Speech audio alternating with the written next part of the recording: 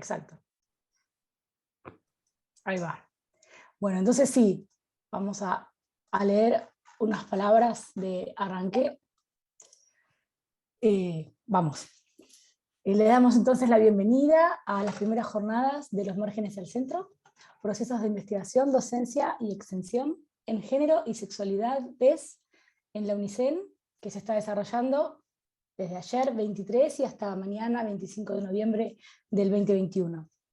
Queremos agradecerles especialmente su participación en este contexto e invitarles a acercarse a las mesas temáticas que están detalladas en el programa, como así también a otras submesas de este grupo 1, la de hoy y la de mañana, y más ampliamente todas las actividades que constan en el programa y tienen temáticas que pueden resultarles de interés.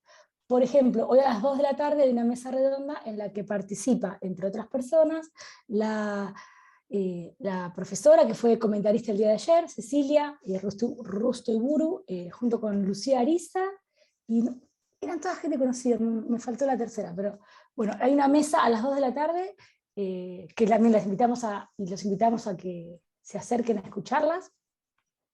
El detalle está en el programa. Volviendo un poquito, nuestra propuesta en esta oportunidad se nuclea en lo que es el GT1, que titulamos Género, Sexualidades y Salud Mental desde una mirada interseccional, diálogos entre políticas, debates y experiencias. Este grupo de trabajo está coordinado por Gabriela Bru, Milagros Oberti y Eugenia Bianchi, bajo el paraguas institucional del Grupo de Estudios sobre Salud Mental y Derechos Humanos, GESMID, del Instituto de Investigaciones Chino Germani de la UBA. Las tres tenemos una historia de intereses y trabajo en común, y un futuro muy auspicioso de colaboraciones también. Gabriela es doctora en Ciencias Sociales y becaria postdoctoral de CONICET, con sede en la Universidad Nacional de Mar del Plata. Milagros es licenciada y profesora en Comunicación Social y maestranda en Comunicación y Cultura, y becaria de UBASIT, con sede en la Facultad de Sociales de la UBA. Y yo, bueno, estudié Sociología y soy doctora en Ciencias Sociales e investigadora en CONICET, también con sede en el Instituto Gino Germani. Las tres participamos en investigaciones tanto individuales como grupales, en las que salud mental, género y derechos humanos van conformando una tríada fundamental para reflexionar y producir conocimientos críticos. También las tres somos docentes de grado, posgrado en distintas universidades públicas del país, y dirigimos tesis también de grado, de posgrado, sobre diferentes temáticas relacionadas con esos temas que tanto nos convocan. Queremos agradecer muy especialmente la participación de Flavia Torricelli el día de hoy, que tan amorosamente ha aceptado la invitación para participar de esta mesa. En unos minutitos nada más la va a presentar Milagros más pormenorizadamente para que conozcan la trayectoria tan rica de Flavia. Por lo pronto les queremos decir que estamos muy contentas por la recepción que tuvo la propuesta del grupo de trabajo, los resúmenes y ponencias que han presentado. Les agradecemos, como decíamos, su presencia y esperamos que este encuentro sea fructífero para pensar y debatir en conjunto. Pensamos este espacio como un espacio de reflexión, debate, conversación respetuosa y afectuosa entre quienes lo estamos circunstancialmente habitando el día de hoy, y esperemos que entre los resultados de este grupo de trabajo se cuenten también encuentros que den inicio a vínculos de más largo aliento, con otros que compartan el interés y la pasión por la reflexión acerca de estas temáticas. En estas jornadas compartiremos un total de 16 exposiciones presentadas en 3 submesas. Para comenzar, queremos señalarles a los ponentes y contarles a quienes asisten también a esta mesa que las personas que van a exponer hoy, y también quienes lo hicieron ayer y quienes lo harán mañana, proceden de diferentes formaciones, de diferentes especialidades, y están en diferentes instancias de sus recorridos, reflexivos e investigativos. Esta diversidad, creemos, puede redundar en una exposición y en una conversación muy fecunda entre nosotros. La propuesta del grupo de trabajo, la leemos, fue la siguiente. El campo de la salud mental está dotado de un carácter complejo, en tensión y en construcción, cuyos alcances y límites se encuentran aún en curso. Asimismo, es un campo multidisciplinario e interseccional, que exige un abordaje analítico en al menos 3 ejes relacionados entre sí: el encierro manicomial asilar, los procesos de biomedicalización y farmacologización, y los procesos de desinstitucionalización en salud mental. Estas características hacen a este campo particularmente proclive a la transversalidad. En particular, los procesos de control social vinculados a la salud mental en mujeres, mujeres madres e identidades sexogenéricamente diversas, presentan modalidades diferenciales, tanto en relación a la vertiente dura, de encierro custodial, manicomial punitivo, como a la blanda, generalmente asociada a terapéuticas ambulatorias. En ambos casos, la imputación de diagnósticos de tipo neuropsiquiátrico y la consecuente administración de medicación psicoactiva cumplen un lugar destacado. Paralelamente, la sexualidad y la salud mental, históricamente enlazadas en las fundamentaciones de los saberes acerca de mujeres, mujeres madres e identidades sexogenéricamente diversas, mantienen su enlace hasta la actualidad, expresándose simultáneamente en la vertiente represiva y violenta y en la persuasiva y moralizadora. Entendemos que existe una vacancia en el estudio de estas temáticas y nos interesa atender a intersecciones, integraciones, tensiones y efectos sociales y de derechos humanos sobre los usuarios de salud mental. También asumimos que es imperioso introducir perspectivas, autores y discusiones novedosas, articular investigaciones y equipos. Por eso proponemos este espacio interdisciplinario y transeccional de presentación y discusión de ponencias que integran estos ejes con un análisis en términos de género, maternidades e identidades sexogenéricamente diversas, vinculadas a 1. Procesos de investigación, sea culminados o en curso. 2. Proyectos y prácticas de extensión en torno a la temática concreta. 3. Prácticas formativas. 4. Proyectos y prácticas de gestión. 5. Sistematización de experiencias, de experiencias profesionales, comunitarias, etc. Y 6. Ensayos o reflexiones teóricas. Adicionalmente, encontramos en este GT la oportunidad para hacer converger diferentes saberes y trayectorias en pos de un interés investigativo, formativo, de extensión, territorial y o de gestión que convoque a discusiones colectivas, reflexiones y producciones en común. Asumimos que este GT contribuirá a articular vocaciones académicas, docentes y territoriales de quienes presenten sus ponencias, en sinergia con los diferentes programas y proyectos de las unidades académicas participantes. Por último, fundamentamos esta propuesta en la valoración que le otorgamos a la difusión y transferencia de investigaciones universitarias. En este marco, invitamos a presentar ponencias sobre experiencias, investigaciones empíricas y o reflexiones teóricas de problemáticas históricas y actuales, pandemia, pospandemia, enfocadas en salud mental, que incluyan maternidades, género e identidades sexogenéricamente diversas, en relación, entre otros tópicos, a procesos de desinstitucionalización, encierro y manicomio, biomedicalización, políticas de vida y gubernamentalidad, interculturalidad y migraciones, desigualdades, racialización, legislación y protección o vulneración de derechos, psicofármacos, diagnósticos, cuidados y tratamientos, trauma social y reparación simbólica, programas y políticas públicas y comunitarias, formación profesional con perspectiva de género y diversidades, violencias y encierros manicomiales y punitivos, salud sexual y reproductiva, sistema de salud y sistema con C de salud, consumos, militancias, participación política, etc. Agradecemos y valoramos la participación de los ponentes y participantes u oyentes y creemos que sus aportes van a enriquecer profundamente la discusión, el debate y las reflexiones en cada instancia. Las cuestiones operativas ya se adelantó Milagros, así que te deseo la palabra, Milagros, para que presentes a Flavia y la mesa de hoy. Bien. Bueno, hoy las ponencias, una vez, esperen que estoy admitiendo gente, ahí está. Una vez que finalicen van a ser recomendadas por la doctora Flavia Torricelli. Es licenciada en Psicología y doctora en Psicología por la Universidad de Buenos Aires, expresidente de Psicología de la Dirección de Capacitación de Profesionales del Ministerio de Salud de la provincia de Buenos Aires. Es docente de grado en la Universidad de Buenos Aires, en la maestría Problemáticas de la Salud Mental en Argentina, de la Facultad de Ciencias Sociales, en la materia, perdón, Problemáticas de la Salud Mental en Argentina, de la Facultad de Ciencias Sociales, y docente de grado en distintas universidades nacionales, como la UBA, la UNLA y la UNER, entre otras. Además de su actividad clínica, dirige y codirige tesis de grado y posgrado, y ha publicado numerosos artículos y capítulos de libros en revista y volúmenes, tanto en el país como en el exterior. Es investigadora en proyectos sobre temáticas de niñeces, género, salud mental y derechos humanos.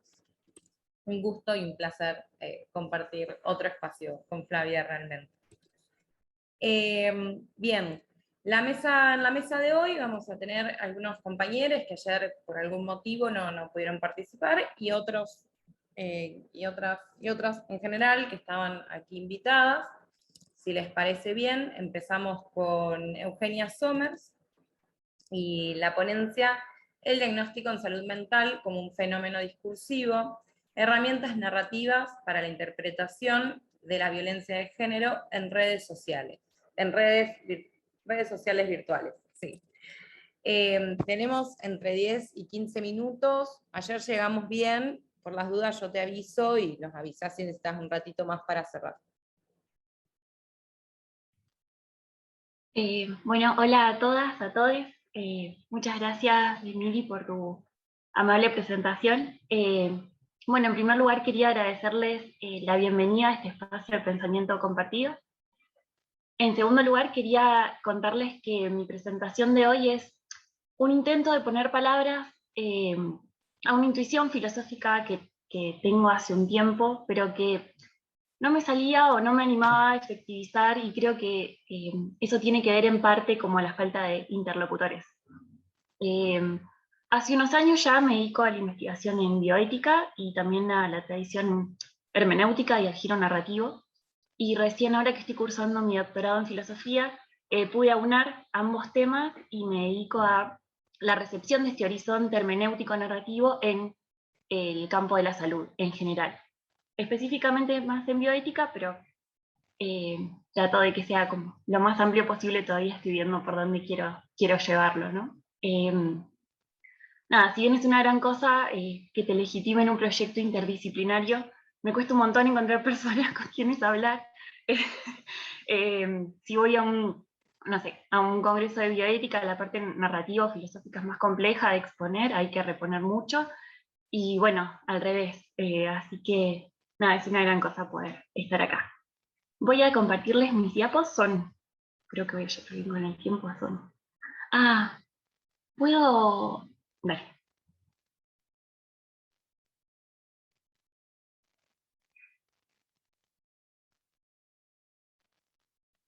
Perfecto.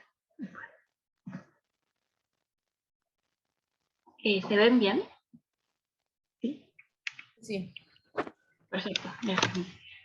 Bueno, como se mencionó previamente, mi trabajo se titula El diagnóstico de salud mental como un fenómeno discursivo, herramientas narrativistas para la interpretación de la violencia de género en redes sociales virtuales, y justamente me propongo pensar el diagnóstico como un fenómeno discursivo, es decir, como un objeto de estudio de este horizonte teórico hermenéutico narrativo que comentaba al principio. Desde mi punto de vista no es que este abordaje descubra la pólvora ni nada por el estilo, pero sí creo que sirve para explicitar dinámicas invisibilizadas.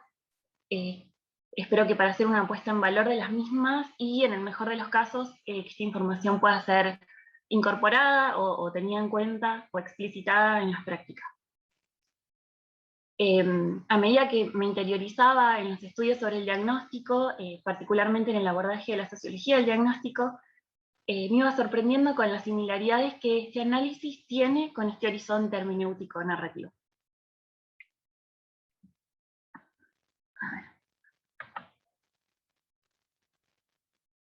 Bueno, en su libro, esta es mi traducción, no sé si estará bien, poniéndole un nombre, El diagnóstico en la sociedad contemporánea, Hutel retoma para su estudio las contribuciones de Drew Leder, un fenomenólogo del cuerpo y de la medicina, que tiene unos escritos muy interesantes sobre percepción visceral, bueno, una nota de color, y específicamente en el capítulo 3, de Poniéndole un nombre, el capítulo que está vinculado al diagnóstico en el contexto de la relación médico-paciente, la autora trae dos ideas de Leder que me parecieron relevantes para este vínculo entre perspectivas, sociología y este horizonte hermenéutico narrativo que estoy como tratando de mostrar. La primera es que es la incapacidad del paciente para interpretar la situación, es decir, lo que le pasa, lo que produce el encuentro clínico. Él, ella busca el poder explicativo del diagnóstico que le médica está autorizada a emitir. es la necesidad de ese diagnóstico lo que habilita la relación médico-paciente en primer lugar, y por eso el diagnóstico sería como el corazón de esa relación, ¿no? El corazón de ese vínculo. La segunda idea es que la persona, le future paciente, ya determinó que la causa de su malestar es médica y que solo un profesional de la salud puede darle sentido a su narrativa. Por eso va en busca de un médico y no de otra autoridad social como un sacerdote, un abogado, etc. Creo que son varias las figuras de autoridad que podrían agregarse a estas que mencionan acá brevemente. Yo pensaba, mientras leía esto, se me venía a la cabeza la figura de la curandera, que quizás no es una figura de autoría en la cava, pero sí en otras sociedades, y decía, bueno, o sea, si bien su tratamiento entra en el orden del proceso de salud y enfermedad, no es lo mismo, pensaba, ¿no? Si te duele la cabeza, pensar que es por estrés, o porque estás contracturada, o porque tenés un cerebro de por sí migrañoso, o esas cosas esos relatos que podemos encontrar, no sé, en un hospi, por ejemplo, que pensar que estás ojeada, ¿no? Bueno, y a partir de estas ideas, podría decirse que se entiende la relación médico-paciente como una situación retórica que da cuenta de una cierta puesta en escena. Y esto va a determinar entonces quiénes son sus actores y actrices, va a disponer de un cierto escenario y hasta el guión que acontezca entre los involucrados. Si bien en mi trabajo yo me expido mucho en la relación médico-paciente, es como mi unidad de sentido favorita para trabajar, en esta ocasión no pretendo hablar del diagnóstico clínico, pero sí del diagnóstico en salud mental. Algo que aprendí este año es que desde la salud mental se retoman aspectos que exceden, ¿no?, a lo estrictamente clínico, y esa idea me pareció súper interesante. Bueno, retomando a Rose, Eugenia Bianchi, acá presente, la voy a citar, nos cuenta que, cito, como resultado de las transformaciones en la biomedicina, en salud mental se otorga relevancia diagnóstica a cuestiones que no son clínicas ni psiquiátricas, sino sociales y cotidianas, como el historial escolar, el desenvolvimiento social, las características de la vida afectiva y familiar, la incapacidad de administrar el dinero y las conductas pasadas. Yo decía que es la incapacidad hermenéutica de las personas para entender lo que les pasa las que las lleva, en el mejor de los casos, a buscar ayuda de otros que le den sentido, coherencia o concordancia a su narrativa. Dictaminar qué tiene que ver con el proceso de salud y enfermedad es lo que la lleva al encuentro con el profesional de la salud, como hasta ahí venimos. Bien, me parece. Pero desde mi punto de vista, en la cotidianidad nos encontramos con la demanda de muchas personas que están en esa búsqueda de sentido. El escenario ya no es la salita o el consultorio de la clínica, sino las redes sociales virtuales. Creo que los posteos en redes sociales virtuales podrían ser otro aspecto al que se le puede otorgar relevancia diagnóstica. Bueno, ¿por qué relevancia diagnóstica y no diagnóstico directamente? Bueno, yo no soy especialista en psicología, estudio filosofía, pero entiendo que es un consenso en salud mental de que nada puede reemplazar ese encuentro cara a cara con el paciente, ¿no? Este encuentro es indispensable para cualquier diagnóstico y sus subsecuentes pronósticos y tratamientos.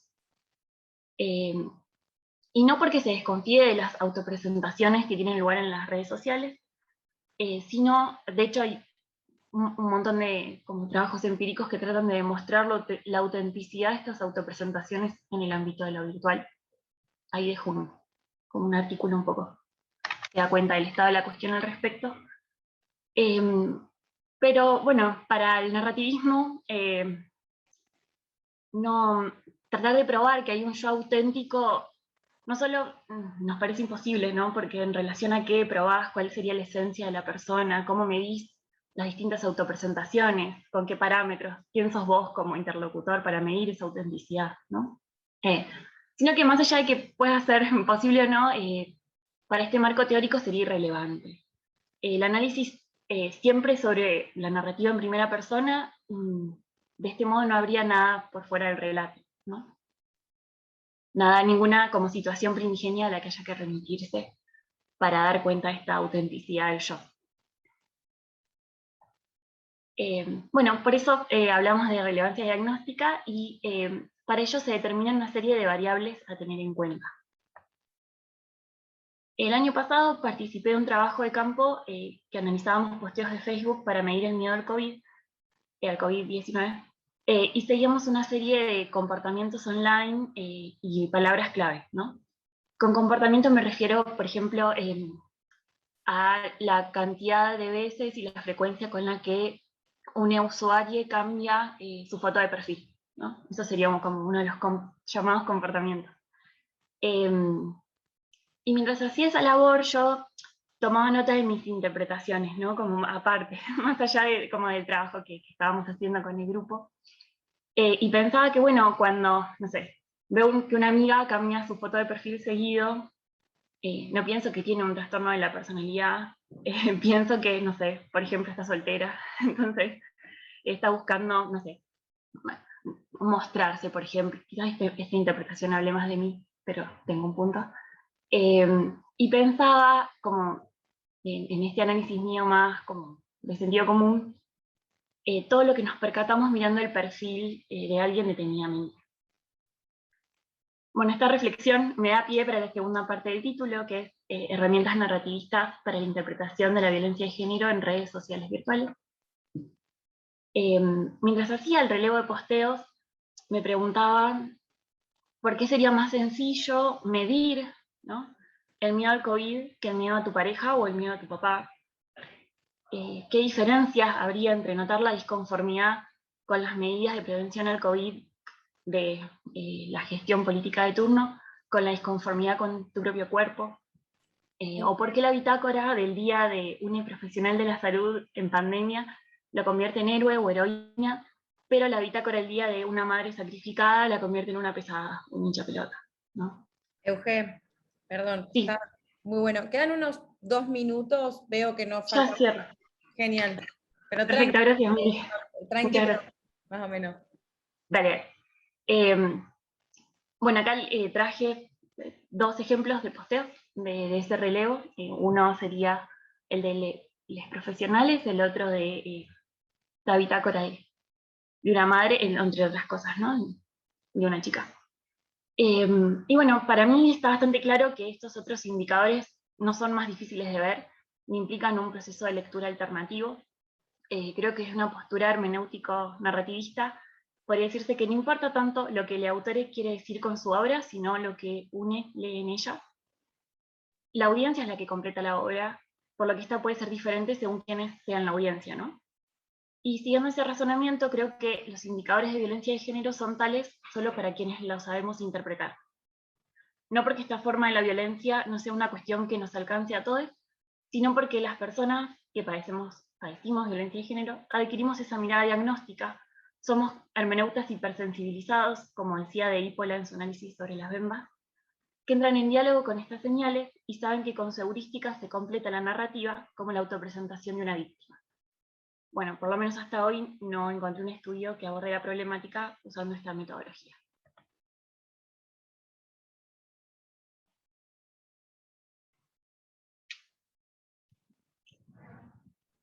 Gracias. Súper interesante, Euge, la verdad. Aparte de un tiempo, esta parte que no hemos hablado, veo cómo se ha ramificado y está re piola. Si les parece, quedando 3 minutos, cortamos y volvemos a entrar de cero. Y creo que siguen Juli y Cami, si no me equivoco, pero ahora lo vemos bien. Bien, finalizamos reunión y el mismo link. Les esperamos.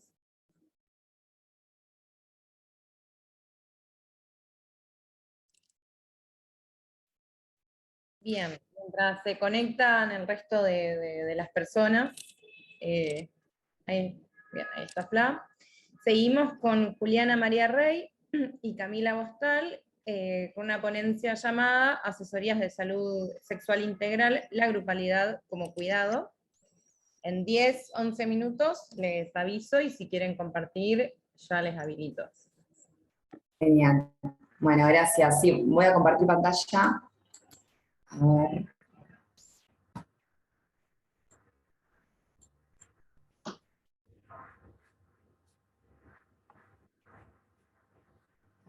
Sería...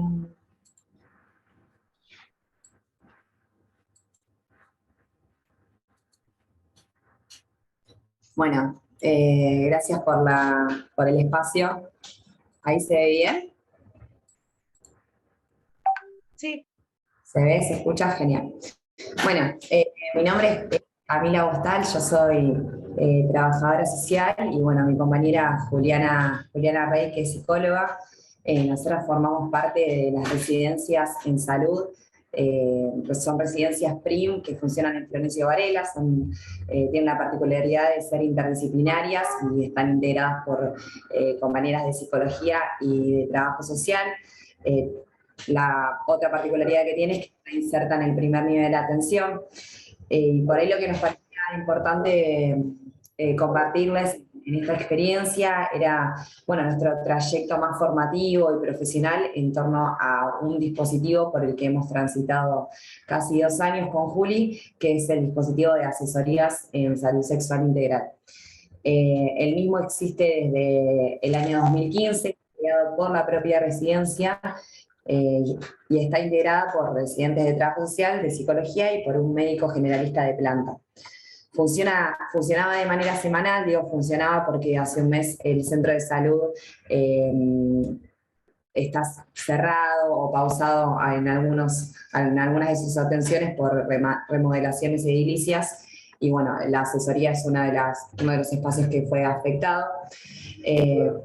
Funcionaba una vez por semana y lo que buscaba por ahí trabajar o intervenir eran en todas aquellas cuestiones que tengan que ver con la salud sexual desde una perspectiva integral. Nuestro posicionamiento también tiene que ver con pensar las situaciones desde una perspectiva territorial, entendiendo que las complejidades de las situaciones ameritan como una lectura un poco más amplia, en donde se puedan reconocer los múltiples determinantes económicos, sociales, políticos y culturales que condicionan los procesos de salud, enfermedad, atención y cuidado. Y en ese sentido apostamos a generar espacios por ahí de problematización y de naturalización en torno al género, considerando que es uno de estos determinantes que influye en los modos de transitar la vida. Bueno, por ahí contarles un poco que la trayectoria de la asesoría ha sido muy cambiante. Hay un hecho muy importante que sucedió el año pasado en diciembre, que fue la sanción de la ley que acompaña estas interrupciones voluntarias de embarazo. Pero bueno, previo a eso, por ahí la situación en el municipio de Florencio Varela era muy diferente.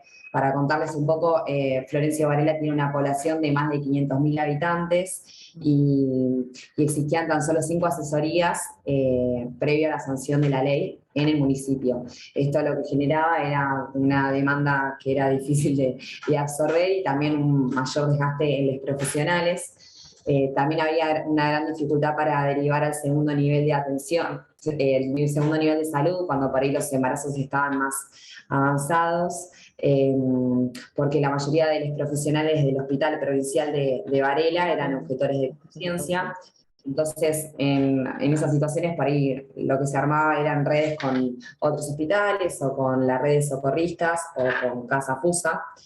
Y por ahí otra cuestión que nos limitaba bastante era el acceso a la medicación por parte de la Secretaría. En esos momentos no nos proveía de los tratamientos para llevar adelante una interrupción, por lo que eran las propias usuarias quienes debían costearse el monto de las pastillas.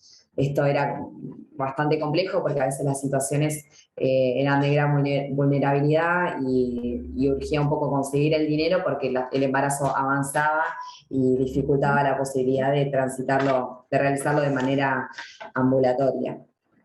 Entonces, ante este panorama, por ahí como equipo lo que buscamos fue generar algunas estrategias que facilitaran la garantía de ese derecho, de esa práctica.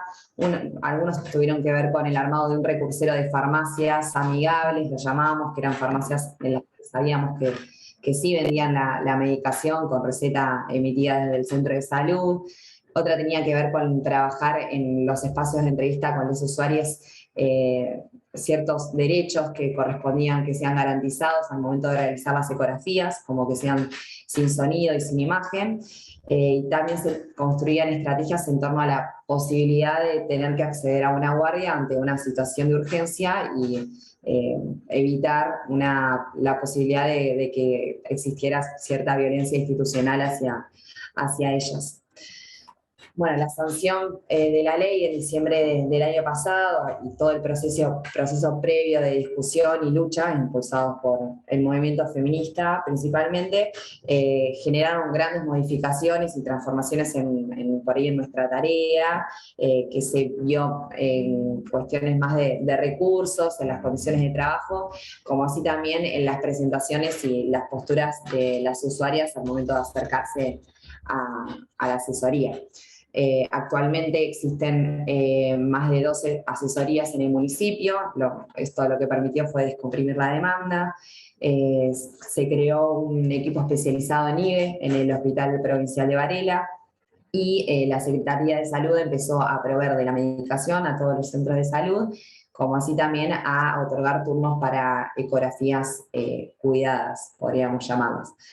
Y bueno, en cuanto a por ahí la presentación de las usuarias, lo que observamos es que se presentan de una manera más afianzada, más seguras, con una decisión más cerrada. Antes capaz estaban más atravesadas por el miedo, por la vergüenza. Y era un tema tabú que por ahí generaba transitarlo más en soledad.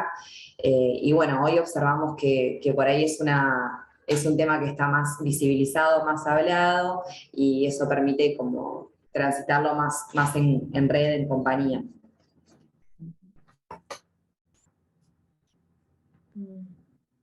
Bueno, otro punto que nos pareció importante destacar fue el proceso de mutación que fue en el equipo, ¿no? Un poco en consonancia con los debates y los avances que se fueron logrando alrededor de la nueva ley de IVE, quizás partiendo desde el 2015, cuando se crean las asesorías, que se crean más de una lógica, digamos, militante, con mucho empuje y mucha fuerza por una cuestión de ideales más políticos del equipo, lo cual le da mucha potencia y mucha fuerza al dispositivo, pero también genera una construcción de identidad en torno al dispositivo de esta lucha, que muchas veces funcionaba un poco como obstaculizadora a la hora quizás de evaluar ciertas cuestiones del dispositivo que eran necesarias para poder hacerlo sostenible, para hacerlo quizás más eficaz.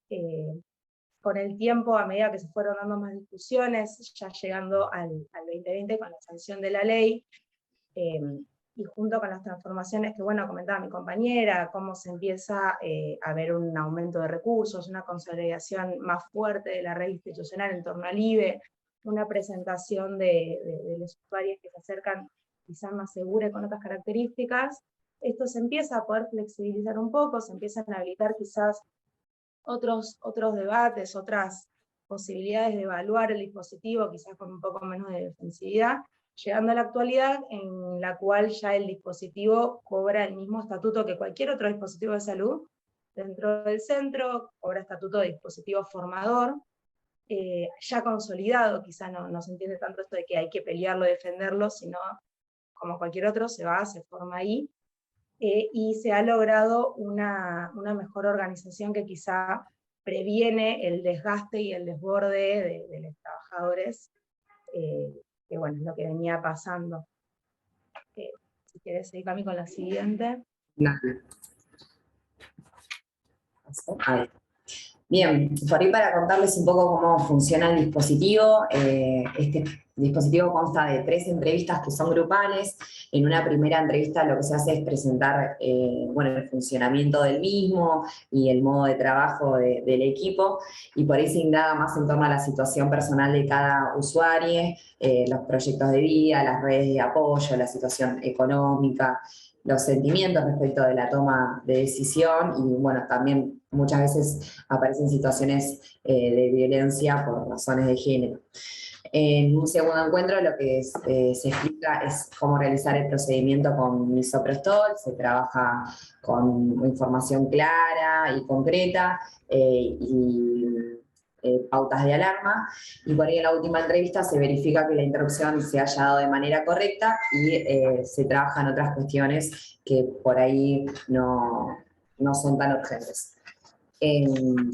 Por ahí lo que pensamos como equipo es que la entrevista es una oportunidad para problematizar también aquellas cuestiones que parecen suceder en la individualidad y que tienen que ver más con un sistema que nos coarta y nos condiciona. Entonces, constantemente en las entrevistas estamos nombrando eso, trabajamos en torno a los cuidados, en torno al respeto del propio cuerpo, en torno a las relaciones consentidas, al registro del cuerpo, a los micromachismos.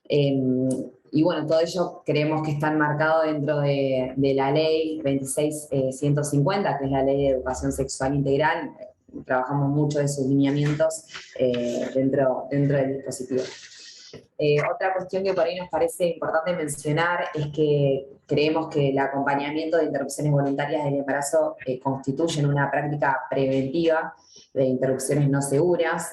Bueno, sabemos que aún existen un montón de respuestas clandestinas frente al deseo de no maternar y que eso genera, son prácticas riesgosas para la salud. Entonces, creemos que el hecho de asesorar en un marco de cuidado y comprensión, apostando a esa grupalidad, con información segura y también guiándonos desde los protocolos que el Ministerio de Salud establece, es también apostar a la prevención de daños en salud y a muertes evitables por parte de esas personas con capacidad de gestar. Cami, Juli, queda un minutito, dos, si quieren cerrar. Bueno, voy a mencionar brevemente por ahí. Después seguramente tengamos tiempo para reponer aquello que quede un poco por fuera, pero es como para establecer un mínimo, que nos escuchemos todos y después vuelven con que está re bueno lo que están proponiendo.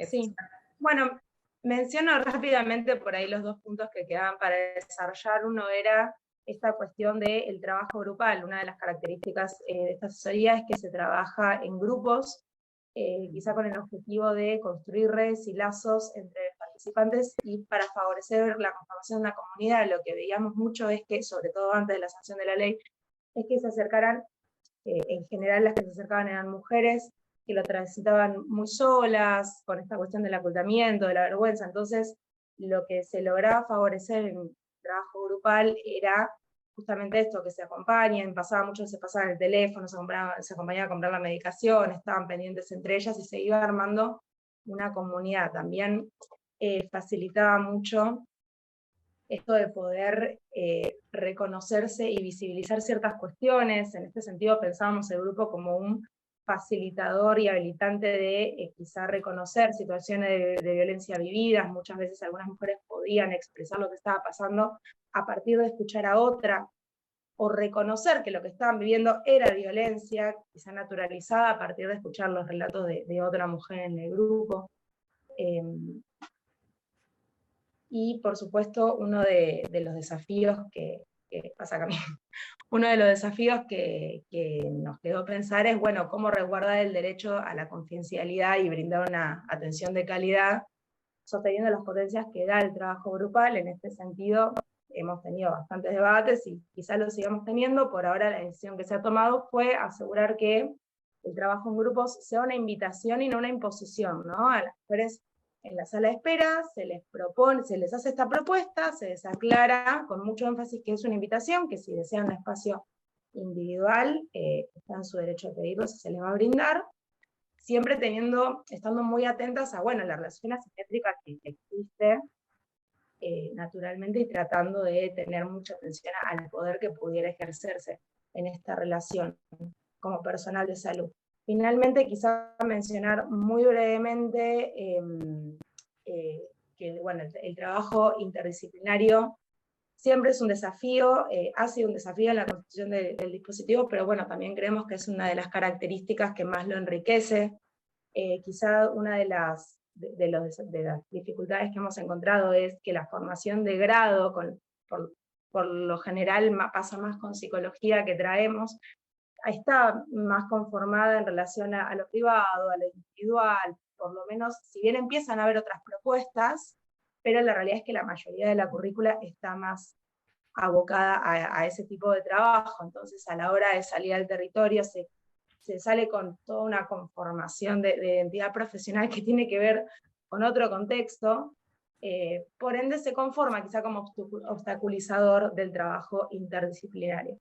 En este sentido, pensamos que la residencia en salud genera un trastocamiento de esta identidad y la posibilidad de generar otra que nos permita manejarnos por otros territorios de trabajo. ¿Pasa a la siguiente, Cami? Bueno, esto igual. Ya no sé cómo estamos de tiempo, quizá habíamos encontrado en texto de Stolkiner muy interesante que ella reconoce 3 renuncias que tiene que hacer un profesional para trabajar en equipos interdisciplinarios, que es reconocer la incompletud de la propia disciplina, poder criticar, digamos, o renunciar a los lugares de poder naturalmente asignados entre disciplinas, y justamente la renuncia a la identidad profesional creada en el seno académico, para poder construir otra que nos permita movernos en ese territorio. Finalmente, y esto solo lo comento, habíamos traído para mostrarles un cuaderno viajero de asesorías que habíamos inaugurado antes de que nuestra rotación por el dispositivo termine, en el cual esto se le pasaba a las mujeres que esperaban en la sala de espera. La consigna es que aquellas que asistían a la tercera entrevista pudieran dejar algún mensaje para las siguientes. Y bueno, las que estaban esperando para la primera entrevista podían ir leyendo los mensajes que les dejaban las mujeres que ya habían transitado el dispositivo, y nos parecía que era una linda forma un poco en esto de crear comunidad, y también ayudaba mucho a bajar un poco la tensión, todos esos miedos que se quedan en la sala de espera antes de entrar a la primera entrevista. Y vamos a leer uno de los mensajitos, pero no sé cómo estamos de tiempo. Juli, si querés, hacia el final reponemos mensajes. Aquí lo hacemos más tranqui y estamos como todas más dispuestas a la escucha también, seguramente. Gracias igual. Me encanta que lo hayas traído al material, me parece fantástico. Excelente. Bueno, estamos ahí entre algunas tratativas. Una pregunta. Mariana Tarrat no está por acá, ¿no? Porque por ahí hay algunos nombres que no conozco. No, bien. Bueno, vamos a seguir con un escrito, una ponencia de Milagros Oberti y Eugenia Bianchi. ¿Quiénes serán? No, pero un pequeño escrito que preparamos, que se llama Salud Mental, Género, Niñeces, Pueblos... ¿Eso soy yo? Sí, es propio ruido. Pueblos originarios e inmigración, algunas notas sobre Crigui y Cayetano Santos Godino.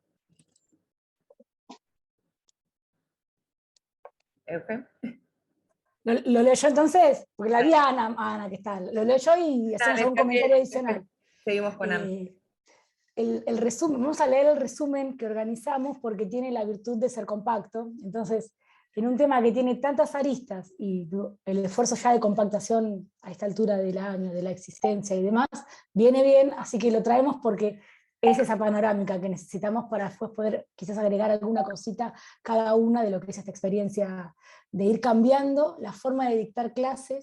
También digo, porque las jornadas incluyen esto, incluyen las actividades profesionales, las experiencias en territorio, pero también las cuestiones de docencia. Nos parecía que estaba quedando desbalanceada esa posibilidad, así que agregamos una ponencia en particular sobre experiencias de docencia que empiecen a tener en cuenta cuestiones de este tipo. Así que se las leo para que...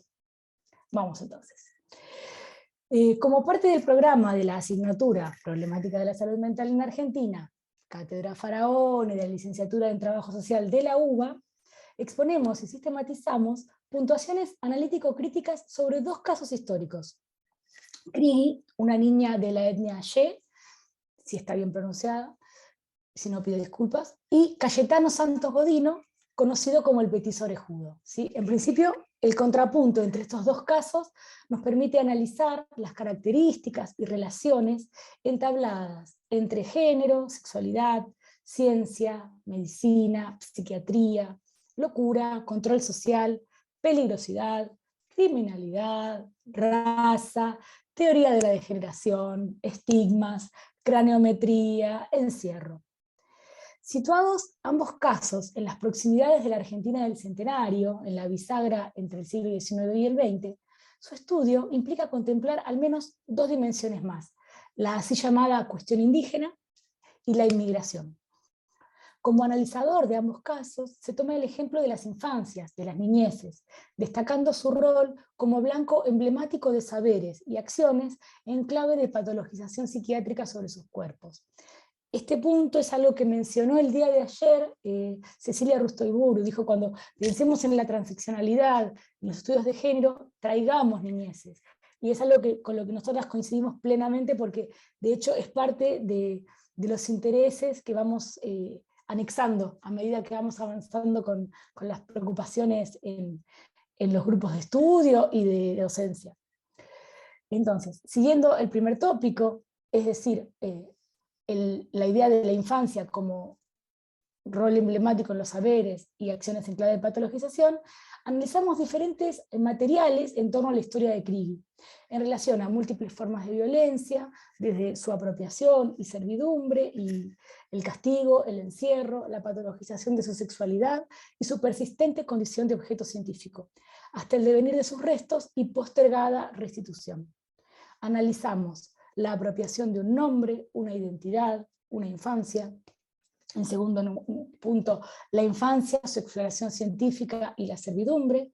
En tercer lugar, la patologización de la sexualidad y el encierro del salvajismo. Y como cuarto punto, las indagaciones científicas sobre su cadáver. Y como último, quinto punto, la restitución de sus restos. Respecto al segundo tópico, es decir, al petiso orejudo, analizamos materiales en torno a la historia de Santos Godino, incluyendo aspectos históricos que vinculan la inmigración, la criminalidad, la política y la salud mental en Argentina, con corrientes y teorías como la teoría de la degeneración, el higienismo, el alienismo. También reseñamos en esta clase el devenir del caso y las diferentes pericias que le realizaron, su posterior condena en el presidio de Ushuaia, y en esta línea analizamos, en primer punto, el vínculo entre infancia y delito, en segundo punto, el niño como expresión de la degeneración, y en tercer punto, el niño y el control de otros colectivos sociales, en particular familia y escuela. Los contrapuntos entre ambos casos retoman algunas líneas de demarcación que atraviesan todo el programa de la materia y que tienen que ver con díadas, por ejemplo, la díada normal-anormal, la díada sano-patológico, civilización-barbarie, todas son integradas en un análisis que marca también los límites de los pensamientos diádicos, por decirlo de alguna manera. Además de tomar estudios académicos específicos, y este es uno de los puntos en los que más nos hemos podido explayar a lo largo de los cuatrimestres en los que venimos dando esta clase con Milagros, además de estudios académicos específicos, recurrimos a múltiples materiales, imágenes, videos, obras de teatro, cuentos, documentales, artículos periodísticos, entre otros, que se han producido sobre la figura de Kriegel y de Cayetano, y que marcan este interés más amplio que ambos han suscitado y que nos permiten, algo que también mencionábamos desde el inicio y que un poco María Eugenia señaló, lo que nos permiten es resituar la complejidad del campo de la salud mental cuando éste intersecta con otros tópicos, como por ejemplo género, infancias, delito, sexualidad. Finalmente destacamos el cambio de enfoque que tuvimos en el dictado de las clases, porque estos materiales nos han permitido realizar algunas actividades prácticas y algunos debates mucho más amplios que los que originalmente quedaban, digamos, sobre la mesa cuando tratábamos las primeras veces las clases. Así que eso es lo que queríamos compartir en términos generales, y como, digamos, como una coda, contarles que conocimos a partir de unos cursos que estamos haciendo con Milagros, que la idea que nosotras teníamos de organizar el archivo, más en términos Foucaultianos, ¿no? Organizar materiales múltiples, dispersos, que no tienen de antemano un mismo objeto, sino que por reunirlos conforman ese objeto de indagación que puede llamarse petiso orejudo, como se lo llamaba en su momento, o el caso de Kriegel, que fue nombrada como Damiana, digo, la apropiación del nombre tiene que ver con eso. Lo que a nosotros nos permitió, por ejemplo, fue conocer todo lo que se denomina las curadurías de materiales en docencia, que nosotros desconocíamos previamente. Nosotros veníamos trabajando en la línea del archivo, pensando como archivo, y nos permitió también pensar esta idea de la curaduría también de la conformación de repositorios, donde distintos estudiantes a lo largo de los cuatrimestres pueden ir aportando a esta configuración, ¿no?, de elementos culturales mucho más amplios que un artículo docente o un capítulo del libro. Entonces, obras de teatro, pinturas, fotografías, cuentos. Tenemos, por ejemplo, cuentos de Petit Orejudo, de Mariana Enríquez, de Diego Incardona. Entonces hay una serie de cuestiones que incluyen a la literatura. Bueno, el libro de María Moreno también. Yo menciono más los que tengo más a mano. Mili, vos cuando tomes la posta seguís, pero digo, esto que decíamos, ¿no?, cómo excede lo clínico la salud mental, porque toca una fibra de la articulación social, o digamos, de la sociedad, por decirlo con una palabra un poco pretenciosa, y bueno, tiene expresiones también culturales. Listo.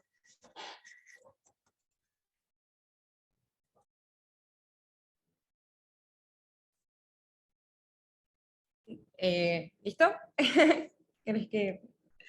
Bueno, con Euge, ya esto. Primero voy a darme un tupé de decir, me encanta ver tantas caras amigas y conocidas y que nos congreguemos acá hablando de salud mental, género, salud en general, digo, que esto nos preocupe y nos interpele un 24 de noviembre aún después de 700 días, después de un año de 700 días. Bueno, y por otro lado, comparto plenamente todos estos modos de brindar clases, que bueno, también hay compañeros acá de la cátedra, que tiene que ver con la búsqueda del archivo y de la insistencia de la salud mental en el campo de la cultura también, y viceversa, ¿no? Comprendiendo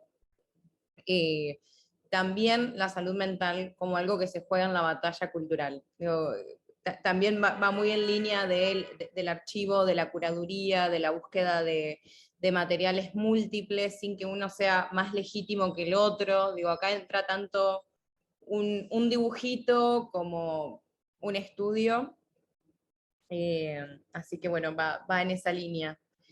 Bien, se está sumando gente al baile. Les vuelvo a recordar, el link que está en el chat es para exponentes y asistentes que quieran su certificado. Yo ya lo vuelvo a pasar si alguien volvió a entrar y se le pasó. Ana Pereira ha llegado, lo cual me alegra mucho y le agradezco un montón porque es algo que pudimos arreglar recién, así que gracias, Ana, y presento su trabajo. Ana Marisa Pereira nos va a presentar el trabajo La vida positiva, VIH, representaciones, silencios y la necesidad de fortalecer los lazos. Bienvenida, Ann. Hay entre 10 y 12 minutos. Después vamos a tener un tiempo para poder compartir y reponer cosas que queden un poquito por fuera, pero es para que quede como el piso de escucha primero. Bienvenida. Buenísimo. Buen día. Bueno, primero disculpas por la confusión con las fechas. Bueno, Milagros decía recién esto de entender la salud mental vinculada a lo cultural, ¿no? Justamente el trabajo que hice aborda esta pata de la cultura para construir una sana salud mental. Yo soy docente de secundaria y mi interés sobre esta temática estaba íntimamente vinculado a mi rol de docente. ¿Por qué? Porque como docente pude comprobar que lo que se enseña sobre VIH sigue siendo lo mismo que aprendí yo cuando estaba en la secundaria. Es decir, se aborda la temática de una forma completamente estereotipada, reiterando los mismos tópicos que se tocaban hace unos 20 años más o menos, y esos tópicos giran en torno a una perspectiva biomédica. Esta era la idea con la que me puse en contacto con personas de la Red Argentina de Jóvenes y Adolescentes Positivos, que es una organización de personas VIH positivas, que nuclea a personas de entre 14 y 30 años. Cuando me acerco a esta organización, surge la idea de una fuerte vacancia en el abordaje del VIH. Esta vacancia se da en torno a la vida de las personas VIH positivas, en dos vertientes. Por un lado, en el hecho de que no se toman en cuenta los conocimientos que estas personas pueden tener, que pueden aportar para complejizar y profundizar el abordaje que se hace del VIH, y por otro lado, porque el abordaje de la prevención que se hace se centra justamente solo en la prevención. Entonces, no se generan sentidos en torno a vivir teniendo VIH. Es un enorme silencio el que se hace sobre ese aspecto. Y justamente lo que me marcaban los dos coordinadores con los que tuve la primera entrevista era esto, que ese silencio genera multiplicidad de mitos. Y esos mitos generan discriminación, que a su vez... Ay no, pues ya eran las 10, a la vez empezó la vez. ¿Querés que te ayude? Que a su vez afecta los tratamientos. Por ejemplo, la red tiene, como muchas otras organizaciones, talleres de prevención del suicidio. Esto está justamente íntimamente vinculado, tanto el taller de prevención del suicidio como el taller de adherencia a la vida o adherencia al tratamiento, está íntimamente vinculado con la discriminación diaria que se sufre en base a todos esos mitos, que uno creería que esos mitos circulan solamente entre la población general, y en realidad son mitos y miedos que calan hondo incluso en profesionales de la salud. Este primer encuentro llevó a organizar una posterior mesa redonda con varios y varias integrantes de la organización, que bueno, como se hizo el año pasado, fue por Zoom, lo que permitió a su vez entrevistar a varias personas de distintas provincias del país. Y lo que se reiteraba en los testimonios era esto: hay una vacancia sobre el abordaje de la vida VIH positiva que lleva a que se genere multiplicidad de mitos que atentan a la salud mental de las personas y a la salud integral de las personas que viven con VIH. ¿Por qué? Porque, por ejemplo, hay un estudio nacional que abordaba los sentidos sobre el VIH, y justamente los sentidos estaban todos vinculados a una perspectiva biomédica, y a su vez reiteraban un montón de cuestiones que, si bien en algún momento tuvieron razón de ser, no lo tienen actualmente con los avances en la medicación, por ejemplo. Lo que se reitera en el trato, por ejemplo, en el maltrato médico, es la imposición de la cesárea, muchas veces la ligadura de trompa sin el consentimiento de las pacientes, considerar que personas VIH positivas no pueden tener descendencia, justamente por el desconocimiento de los avances en los tratamientos. Bueno, yo les decía que al inicio que este trabajo lo hice para una materia de la maestría en Comunicación y Cultura. La materia, el seminario fue el Seminario de Políticas Culturales. Y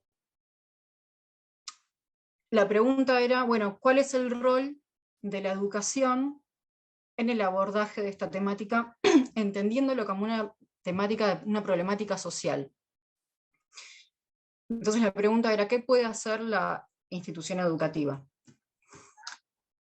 Y acá viene un concepto que seguramente es muy caro para ustedes, que es muy conocido, que es el capital paciente, que habla de los conocimientos que desarrollan las y los pacientes a lo largo de su vida, y que son conocimientos que a lo largo del tiempo, y sobre todo cuando estas personas se organizan, se profundizan, y en la mayor parte de los casos se vinculan con los derechos humanos.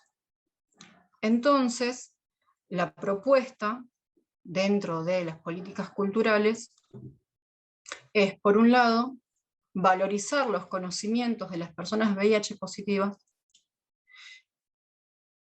¿Y cómo se valorizarían estos conocimientos? Por un lado, dando visibilidad a la multiplicidad de productos que generan, porque hay muchísimo conocimiento que están en los medios de comunicación de estas organizaciones, que lamentablemente tienen una circulación muy restringida. Entonces, por un lado, ampliar la circulación de esas producciones discursivas, y por otro lado, permitir que las organizaciones, es decir, sistematizar, porque una de las cuestiones que señalaban en la entrevista es que los contactos entre las organizaciones y las instituciones educativas quedan sujetos a las simpatías individuales. Si un docente dice, ay no, estaría bueno ponernos en contacto con esta organización, bien, sale. Pero, de vuelta, siempre depende de la iniciativa individual, y eso a su vez depende del conocimiento que tengamos las y los docentes.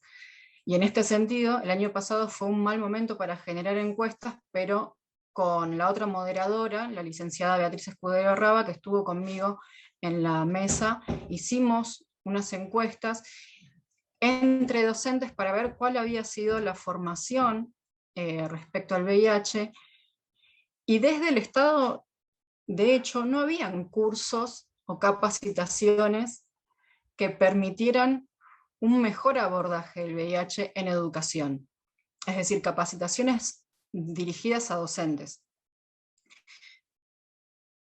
Y los imaginarios que se reiteraban en las encuestas estaban íntimamente vinculados con la perspectiva biomédica.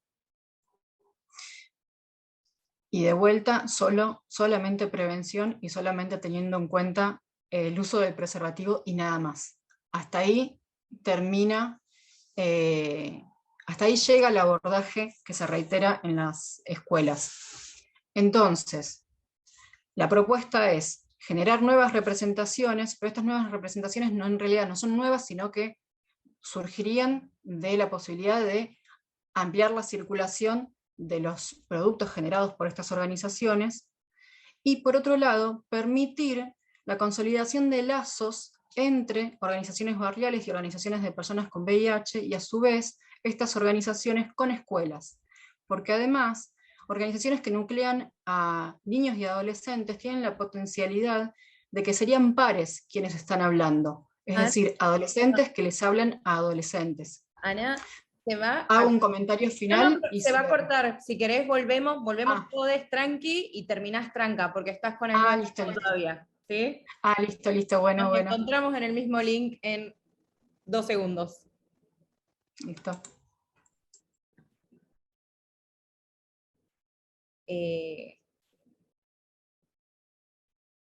Ana, si andás por ahí, quedan unos 2, 3 minutos, como, o sea, si justo ibas a cerrar, podés cerrar tranquilo. Acá estoy. Y cualquier cosa se puede reponer ahora en breve, que ya vamos a tener ese momento de intercambio. Bueno, lo que les decía es esto, que las políticas culturales tiendan a generar estos lazos, es decir, que no dependan de esta generación de lazos de las voluntades individuales, sino que sea a nivel institucional. Es decir, que las políticas culturales tiendan a generar estos lazos, porque desde las instituciones se desconoce mucho de la organización de este tipo de redes. Y, por ejemplo, en un estudio realizado por Mabel Bianco en 2004 sobre VIH en la provincia, una de las cuestiones que señalaban era la relevancia que tienen las mujeres en las organizaciones barriales, y cómo el rol muy importante que cumplen las mujeres puede servir a los fines de justamente profundizar el abordaje que se haga del VIH en esas organizaciones barriales.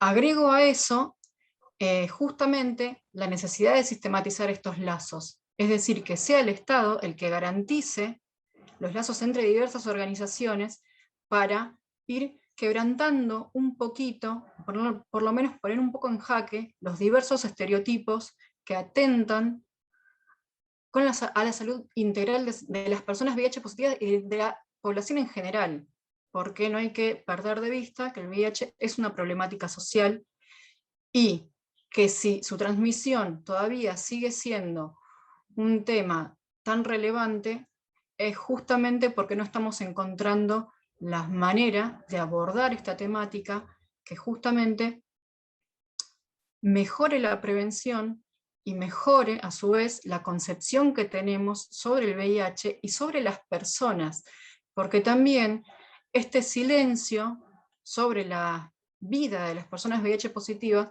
implica la generación de un montón de mitos sobre las personas VIH positivas. Por ejemplo, ustedes quizás recuerden las fake news de las frutas contaminadas con sangre. Dan vuelta hace muchísimos años, y eso lo usamos en varias escuelas, y los pibes seguían creyendo que efectivamente, y además podían contagiarse, que hay una diferencia entre contagio y transmisión, ¿no? Es decir, es tan poca y tan superficial y tan estereotipada la forma en la que abordamos el VIH, que contribuimos a que se generen esos miedos. Entonces, la generación de espacios que permitan nuevas representaciones más concienzudas, más profundas, más ricas sobre el VIH y sobre lo que es ser una persona con VIH, y la generación de estos lazos entre organizaciones permitiría profundizar el abordaje de este tema de una manera más rica y, por lo tanto, comenzar a, de a poco, ir destruyendo un poquito estos estereotipos que afectan a la población en general. No quiero restringirlo a las personas VIH positivas porque es un tema social y por lo tanto nos afecta a toda la población. En resumidas cuentas, básicamente es esto. Gracias, mil gracias, Ana, re importante, re importante. Justo meto un comentario así muy cortito, pero una de las últimas clases de la cátedra vino una persona que sabía mucho al respecto, había tenido una materia sobre la temática y como que nos contextualizó lo importante del momento de ese tema y cómo hoy en día también se reactualizan otros debates o las guerras contra la enfermedad y cómo los mitos y metáforas al respecto vuelven a establecer un diálogo y un sentido común súper clave que esté presente. Bueno, por lo pronto y con respecto a quienes estamos presentes, por hoy terminaríamos los momentos de presentación. Si Flavia está disponible en este momento para hacer sus devoluciones, que seguramente serán más que ricas y pertinentes, y después seguramente tengamos un ratito para complementar algunos comentarios, hacernos preguntas, o armar un pequeño diálogo entre quienes nos vamos conociendo aquí. Hola. Bueno, una cosita, la invitada que mencionaba Milagros es Graciela Tousé, y la verdad es presidenta de la Fundación Intercambios y se dedica desde hace muchísimos años al tema del consumo problemático, VIH ligado al consumo también, y tiene una materia dentro de la Facultad de Ciencias Sociales de la carrera de Trabajo Social, que se llama Epidemias, Ciudadanía, Intervenciones Sociales, Intervenciones y Políticas Sociales, digo para consultar. Bueno, yo lo que hice fue pensar en hilos comunes hilos comunes de todas las ponencias, sobre todo pensando en la posibilidad de que haya un intercambio después. Pensaba que uno de los hilos comunes que yo encontraba era la interpelación a la formación, ya sea lo traía Ana Marisa o la traían las compañeras de la PRIM, que dato aparte, yo fui la primera camada de ex residente PRIM en el 99, cuando se generó en la provincia de Buenos Aires, y cabe decir que los lineamientos para los programas de residencias integradas multidisciplinarias los hizo Silvia Faraone, que es la titular de la cátedra de problemáticas en salud mental en la Argentina. Y también Maruca Siriani, pero Silvia, que también ha sido redactora de la Ley Nacional de Salud Mental, fue quien ideó un poco y le dio contenido a las PRIM. Entonces, volviendo, hay un hilo común que es la interpelación en la formación, como eje del cambio. Y en esto sirve tanto las ideas de Mary, de Emerson Mary, que habla de cómo el factor humano es central en la organización del sistema de salud, y una idea de Sousa Campos que dice que, tomando a Gramsci, dice, bueno, la interpelación en la formación lo trata como procesos de cambio molecular. Y si ligamos a la formación, inmediatamente nos vamos a la formación en el momento del grado. Y eso, nosotros hicimos una investigación hace mucho, yo tanto en mi tesis de doctorado como después la retomamos con Silvia Faraone, en trabajar con las residencias, y muchas veces el tema de la formación profesional, y hay un cierre cuando se habla de la formación profesional, está desde entrada. Ya en el grado, en la formación de grado, inclusive hay un imaginario de lo que es, por ejemplo, en psicología o en medicina, como habíamos estudiado, hay un imaginario de lo que es la formación profesional, y eso va reduciendo las herramientas el herramental teórico, y va produciendo cierres a la hora de poder dar respuesta a la población, ¿no? Y a los problemas, sobre todo prioritarios. Me parecía muy interesante una cosa que decía Sousa Campos, retomando a Gramsci, que decía: la revolución no será lo único ni el principal medio para que se instituya y se constituya lo nuevo en las nuevas sociedades. O sea, esta revisionar, interpelar, son momentos y producciones son momentos privilegiados a la hora de los cambios. No me acuerdo quién decía que, me parece que las compañeras de la PRIM, era la necesidad de mutar el equipo, ¿no? Y hacer transformaciones en el mismo equipo. Y ellas mismas también fueron quienes dijeron que este espacio era un modo de colectivizar las reflexiones, y eso es lo que estamos haciendo. Los actores del campo de la salud son productores de cambio, como decía, moleculares, y generadores de resistencia a las situaciones que se presentan. Pero a la vez también son portadores de inercias, de estereotipos y de mitos, que son los que van generando el cierre. Y Sousa Santos, que es otro, decía: y se va contrayendo el presente, quedan por fuera una serie de experiencias, y la realidad va quedando por fuera, es un presente contraído. Si uno va erosionando a niveles moleculares esos estereotipos y mitos, y va revisionando, es un modo de generar transformaciones, porque el mundo necesita ser repensado, y sobre todo repensado en sus tradiciones teóricas, ¿no? En las perspectivas, retomando perspectivas críticas que desnaturalicen y problematicen las prácticas. Para eso, una de las investigaciones, nosotros retomamos algo que surgió como dentro de los postulados de la ley, que era la revisión de las currículas universitarias para repensar el tema de salud mental. Entonces la CONISMA organizó y dio lugar a unas recomendaciones para las universidades públicas y privadas ligadas al artículo 33 de la Ley Nacional de Salud Mental. Nosotros tenemos este andamiaje legal, normativo, etcétera, pero no exime que tengamos que seguir poniendo en tensión pensamientos y pensamientos teóricos.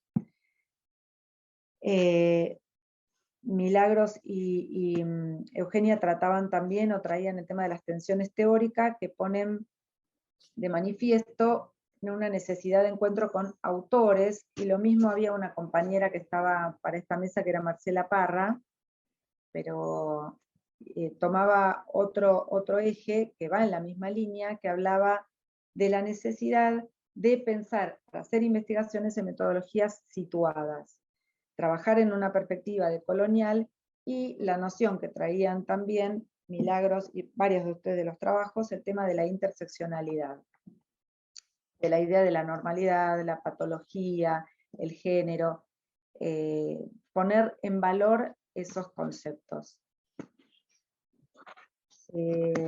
Y para lo cual, y un eje que plantearon todos, es el tema de lo colectivo, el trabajo comunitario, el trabajo colectivo. Esta última compañera traía el tema de recuperar las voces de los usuarios.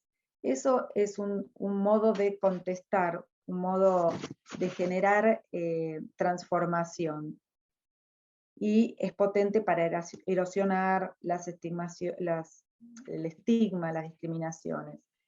También se habló del trabajo interdisciplinario como potencia. Y un poco también el tema de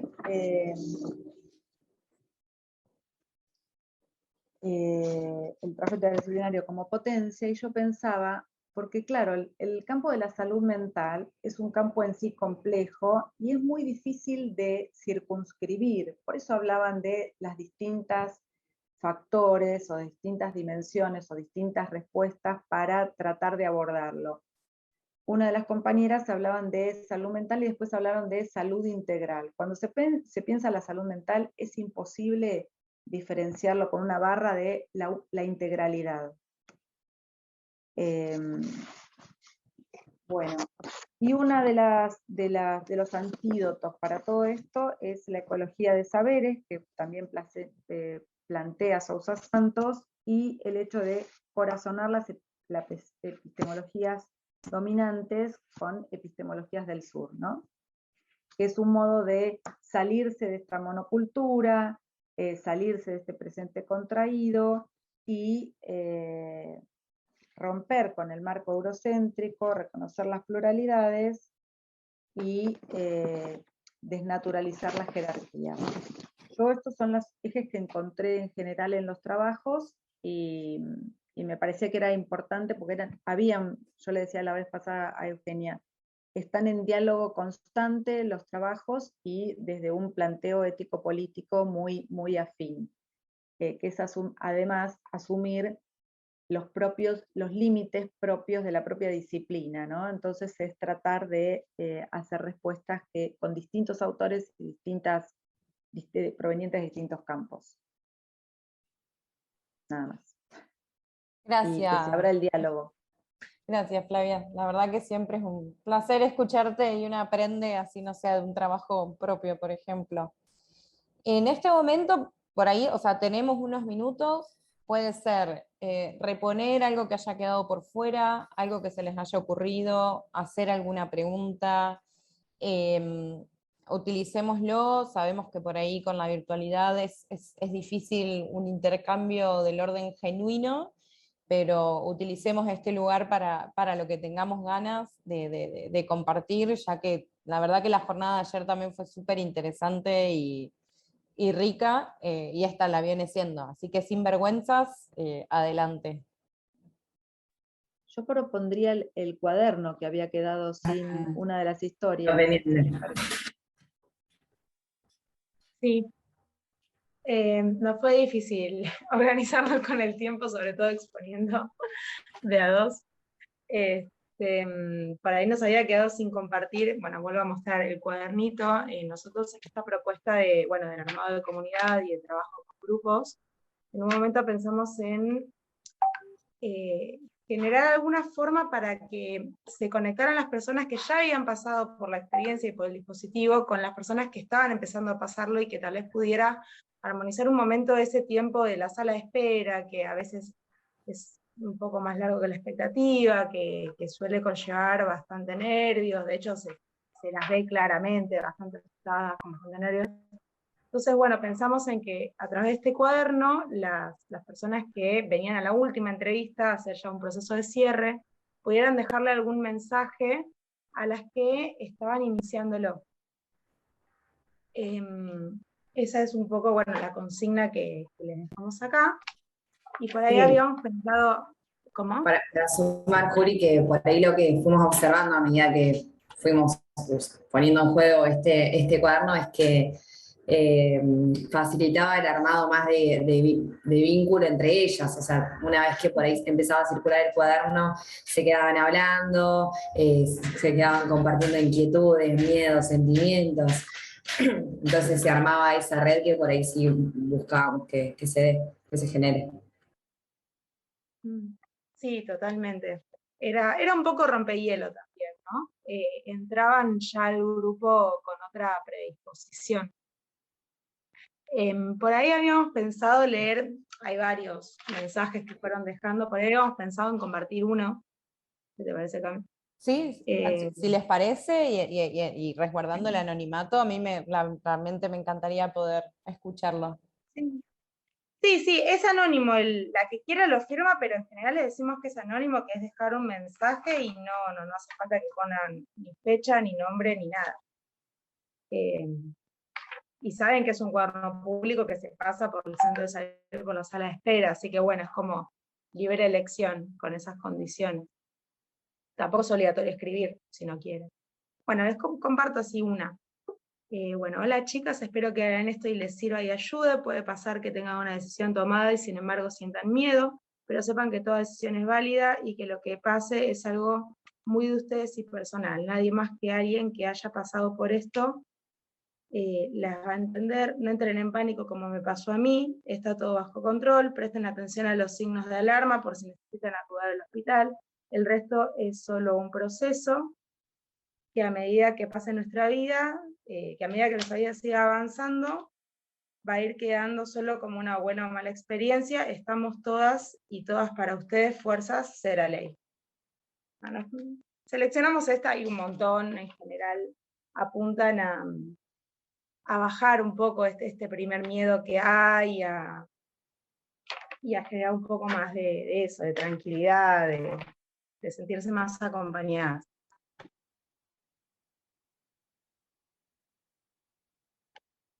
No sé si Cami quiere aportar algo más.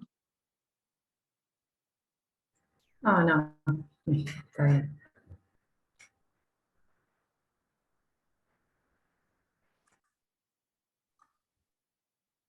Euge, no sé si te había quedado algo por fuera. Ah, justito levantaste la mano. Genial. Me estaba rascando el ojo, pero vale. La Euge otra Sommer. Euge. Siempre me pasa lo mismo.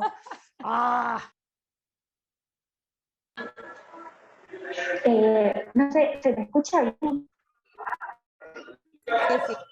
Sí. Un poco cortado, pero Estamos, si no lo escribo. Estoy con el recreo de fondo. Me quedé pensando, primero muchas gracias a todas las investigaciones y trabajos compartidos, la verdad es que aprendí un montón. Y me quedé pensando en esto que traían publicando de este mensajito que decía, nadie te va a entender como quien pasó por esto.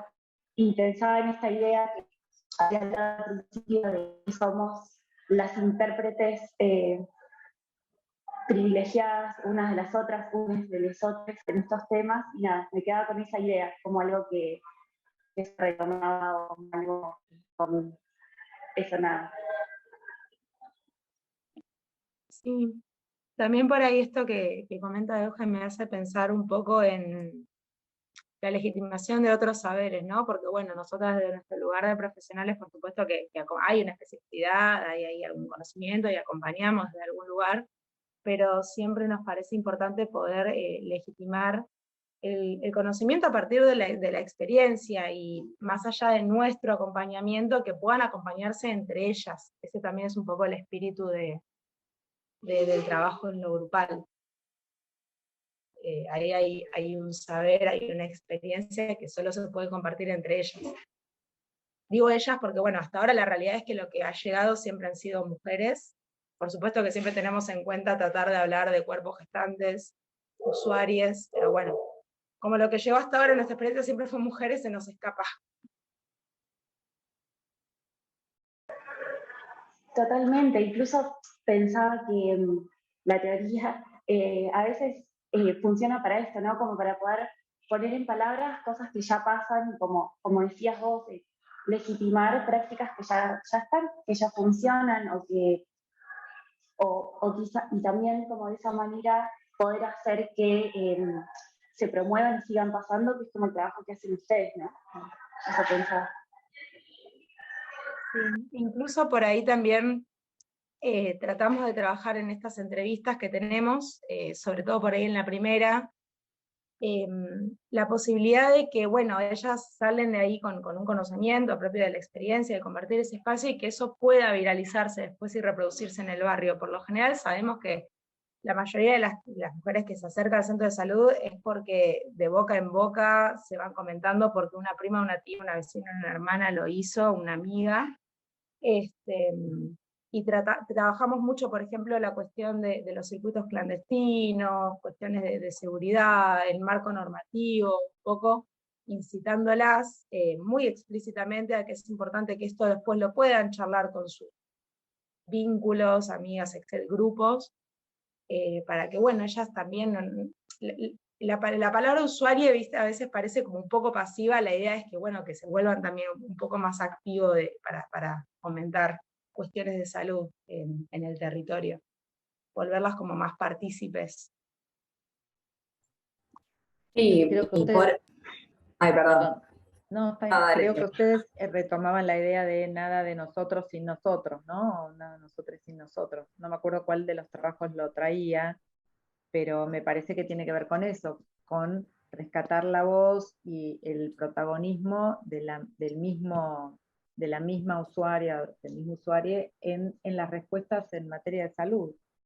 Igual, una cosita que me acordaba en relación, o ligándolo con esto de María Eugenia, que es, recuerdo, es todo el tiempo como un hilo muy delgado, es destituirse a uno mismo de un saber, en el sentido de uno tiene una cantidad de herramientas, pero eso no va a ser, digamos, la respuesta que tengo que darle al otro, porque si no muchas veces voy a cerrar lo que el otro está necesitando. Entonces tengo que poder escuchar.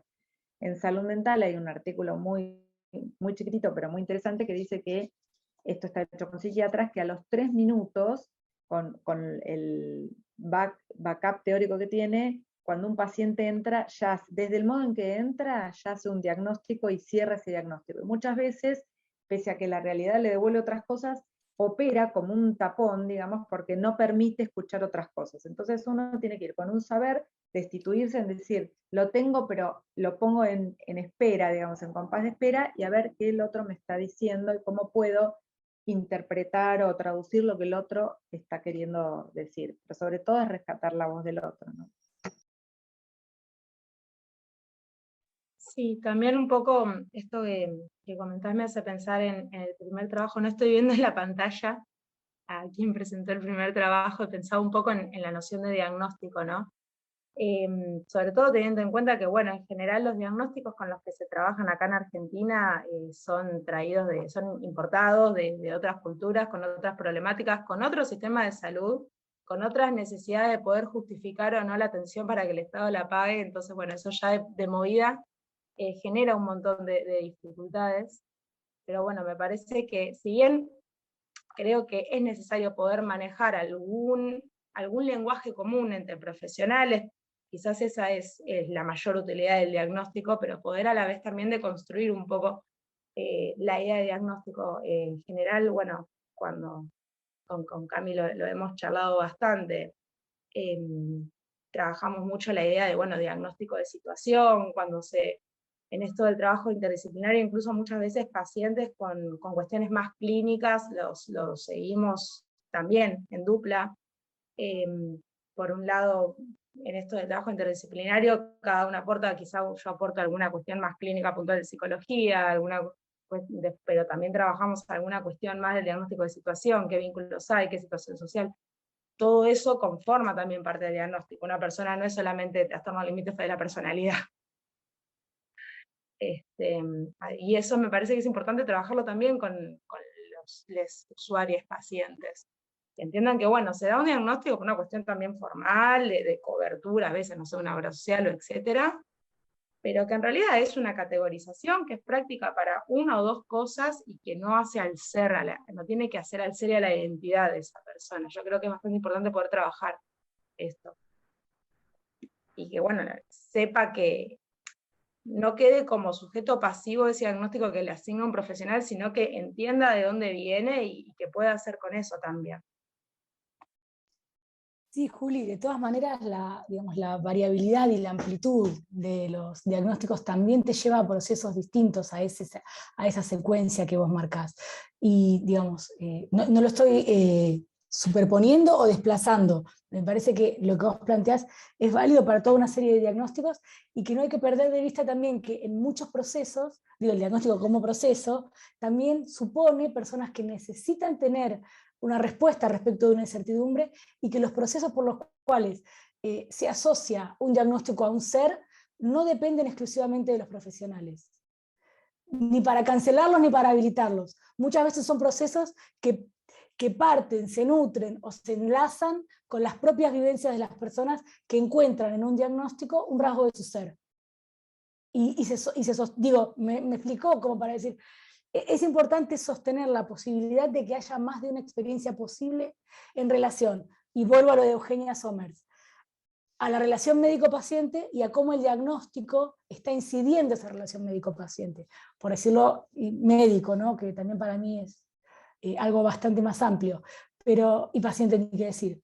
Así que entiendo lo que vos planteás y me parece que es totalmente acertado, pero ojo con asumir que hay solo una manera de pensar los procesos en los que se diagnostica una persona y en los que intervienen los profesionales. Porque muchas veces ocurre algo con otras coordenadas, con otras características, que vienen ya con una... pensando, y estoy como retomando mucho lo de Eugenia Somers, Internet es una fuente de convalidación de criterios de verdad en relación a los diagnósticos. Entonces las personas pueden venir diciendo, yo estuve mirando y lo que tengo es fibromialgia, yo estuve mirando y lo que tengo es bipolaridad, yo estuve mirando y... ¿sí? Entonces, ojo con, también para aliviar la idea de que hay resabio de que solo porque un profesional se lo proponga, podría ir en contra de la posibilidad de que la persona asuma un diagnóstico. A veces no, por más que te lo proponga van a decir, no, yo soy bipolar. Pido la palabra.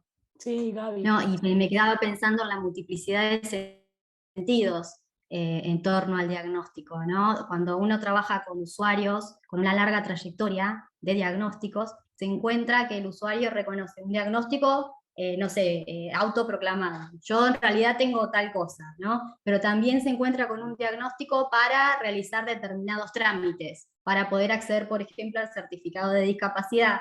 Pero también se encuentra con que hay un grupo de profesionales que le ha asignado otro diagnóstico y para esa institución es útil y apropiado ese diagnóstico para acceder al derecho a la salud.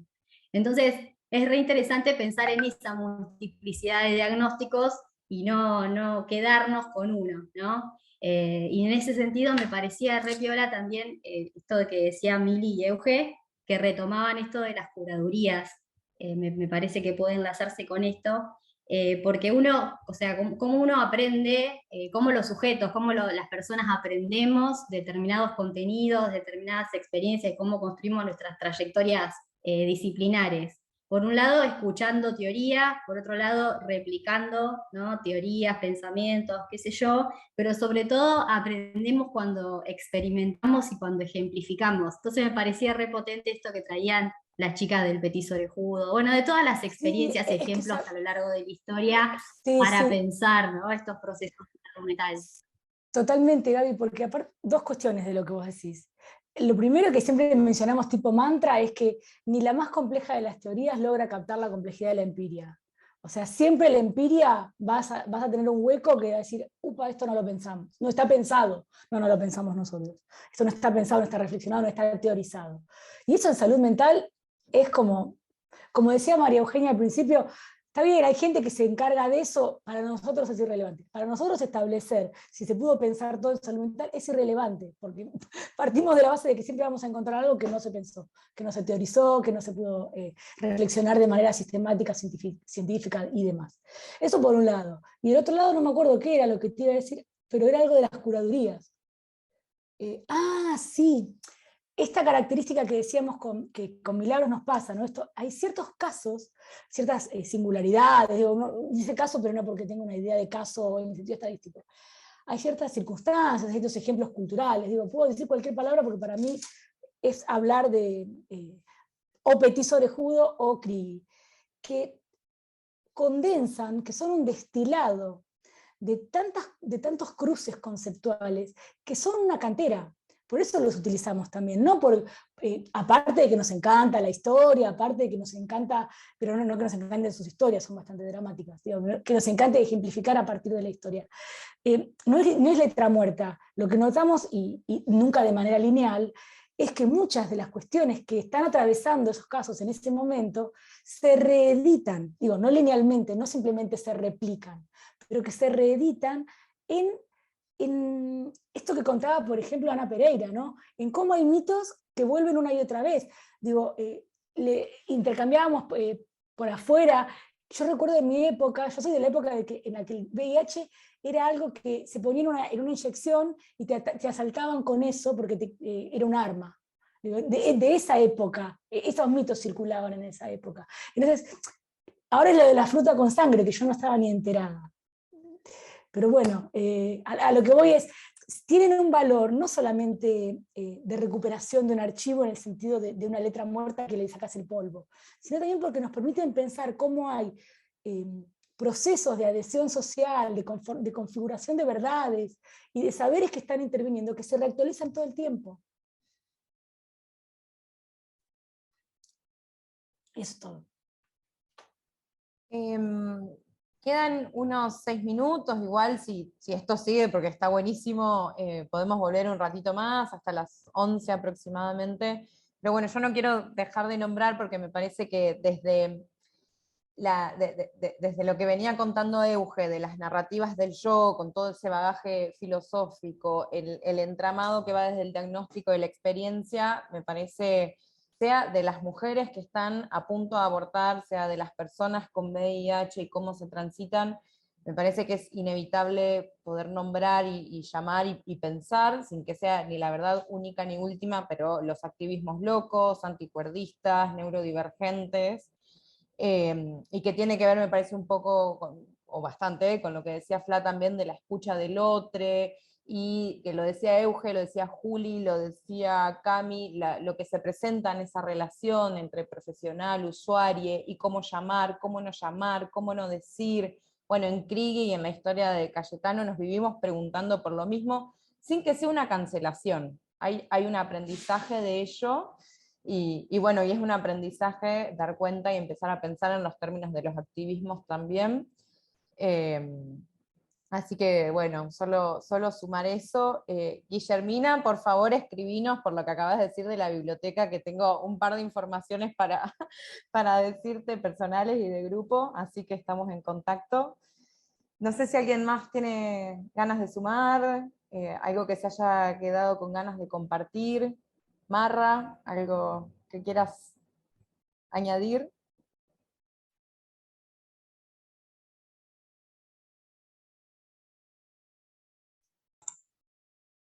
Me gustaría leer un fragmentito de una de las cuestiones que comentó uno de los entrevistados, Federico, que era el más chiquito, estudiante de biología, que entre otras cosas decía cómo lo bien que se sentía cada vez que desde sus conocimientos académicos le comentaba a otros pares, a otros y otros pares, lo que significaban los estudios, porque médicos y médicas simplemente se los daban y no explican.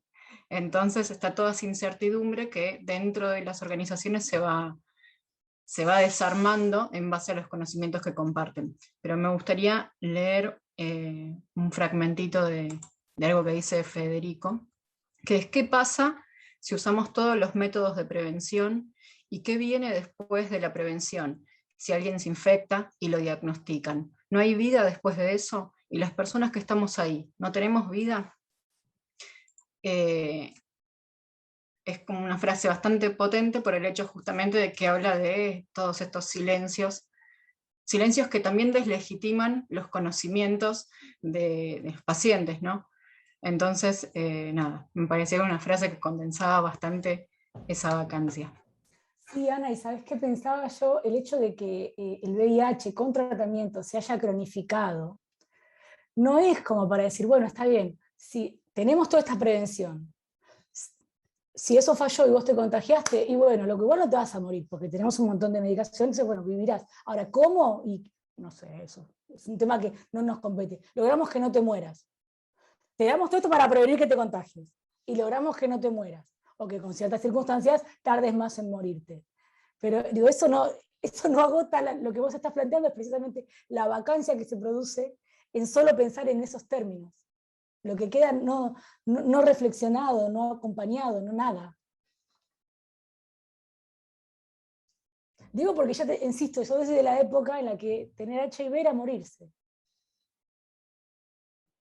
Lo loco es que todavía se siga considerando así. De hecho, una de las entrevistadas, una chica trans de Río Negro, comentaba que el año pasado, durante la pandemia, durante el aislamiento, ella le comentó a la directora de la escuela nocturna en la que estaba que tiene VIH, y la directora de la institución se sorprendió muchísimo porque ella creía que las personas con VIH se morían en los 3-4 años de la infección, y lo primero que le dijo fue: tenés que cuidarte y cuidar a las personas que te rodean. Está esta cosa de sobrecargar de cuidado a las personas VIH positivas. Por eso también es muy importante entender VIH como una problemática social, porque si no es muy fácil decir quienes tienen que cuidarnos son quienes ya tienen la infección. Totalmente. Ese punto que vos mencionaste me parece que es para expandirlo muchísimo más, porque digamos, tuvo todo un devenir también el VIH, ¿no? Desde la peste rosa hasta un momento en el que la cantidad de personas contagiadas ya no cubrían el perfil de ser varones homosexuales, sino que tenía que ver con la transmisión materno-fetal. Y mayormente hubo una época, no sé si ahora sigue siendo así, en la que la mayor cantidad de casos eran niños que nacían con VIH por haber sido transmitidos de la madre. Entonces, sin embargo, todavía hay una idea, vieron que las capas de enunciación nunca se agotan. Siempre decimos otro mantra que tenemos es: nada se pierde, todo se acumula. Entonces, van juntando, sigue siendo la peste rosa, es la de los pibes, que pobre la madre, que trola sería, y todos siguen juntándose capas, no se tira nada, y se siguen sumando capas de exclusión y de discriminación para pensar eso. Es que de hecho son todavía prejuicios que se siguen, viejísimos, que se siguen arrastrando, como por ejemplo las personas verticales, que son quienes han nacido con la infección, siguen luchando con esta idea de promiscuidad. Digo, sí, es porque sos promiscuo, y además esto que vos mencionabas, lo de la peste rosa, todavía tiene una gran vigencia, porque todavía está en el sentido común que las personas